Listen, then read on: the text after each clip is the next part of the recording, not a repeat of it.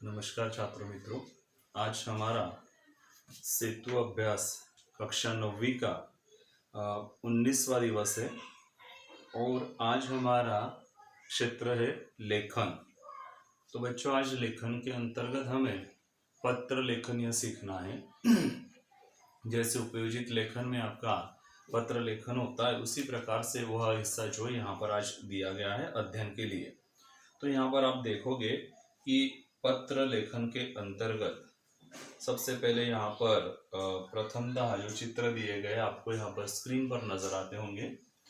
यहाँ पर कबूतर है, उसके हाथ में पर्ची नजर आ रही है। यहाँ पर घुड़सवार है, उसके हाथ में पर्ची नजर आ रही है। तो पहले जो पत्र यहाँ से वहाँ भेजने के लिए जैसे पक्षियों की सहायता और घुड़सवार की सहायता लेकर एक दूसरे के पास संदेशा भिजवाया करते थे, तथा ढोल बजवाकर जहाँ पर भीड़ इकट्ठा होती है, बाजार जहाँ पर होता है, तो वहाँ पर राजा का फरमान संदेश पहुँचाने का कार्य ढोल बजवाकर लोगों की भीड़ इकट्ठा करके वहाँ पर उनको वह जो पत्र या संदेश जो है वह सारी बातें वहाँ पर वह दी जाती थी।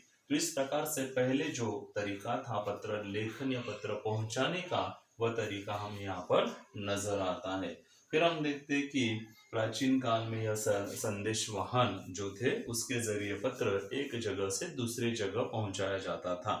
तथा हम देखते हैं कि पत्र जो है वर्तमान समय में इसका बड़ा महत्व है। जैसे आज देखते हैं कि आज का युग आधुनिक युग है। आज के युग के अंतर्गत आप मोबाइल है, एंड्रॉयड मोबाइल का इस्तेमाल करते हो, इंटरनेट का इस्तेमाल करते हो, विभिन्न प्रकार के जो गैजेट है उसका इस्तेमाल करते हो और एक क्षण में एक दूसरे के पास से जो भी पत्र व्यवहार है या फिर जो भी संदेश एक क्षण में आप एक दूसरे को भेज सकते हो।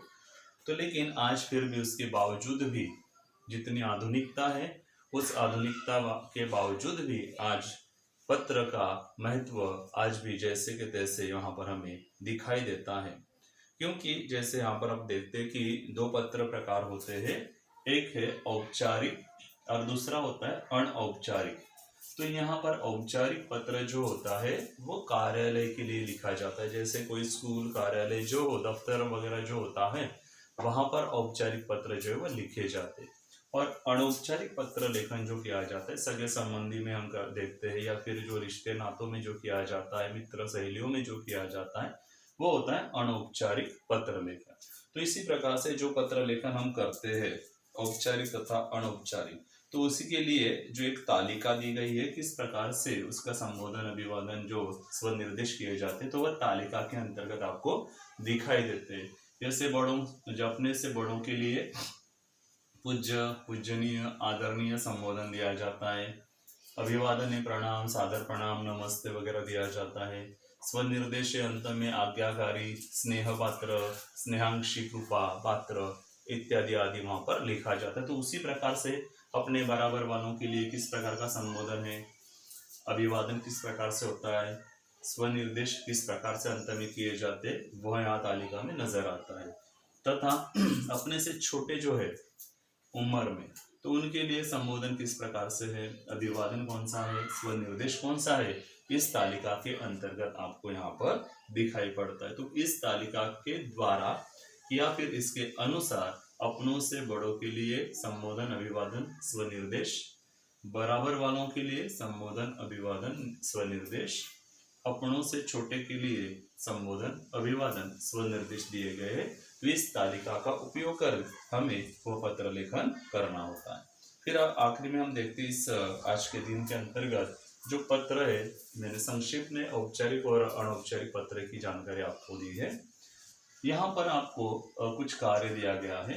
यहाँ पर पहला भाग दिया नहीं गया है, वहां पर दूसरा जो भाग है वो आपके हिंदी के कॉपी में लिखना है पत्र लेखन के तौर पर।